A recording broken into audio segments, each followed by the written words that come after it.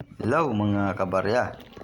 Baka mayroon po tayong hinahanap po dito sa 1 piso Jose Rizal na 2005.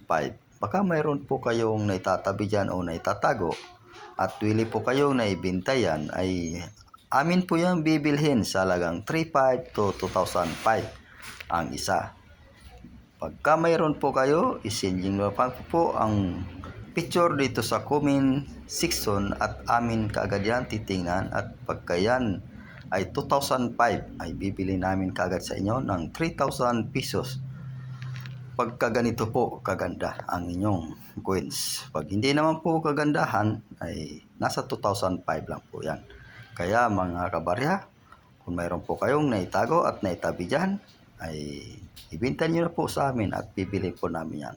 At marami pong salamat sa lahat po nanonood, at sa lahat po na nag-follow sa akin ay marami pong salamat sa inyong lahat.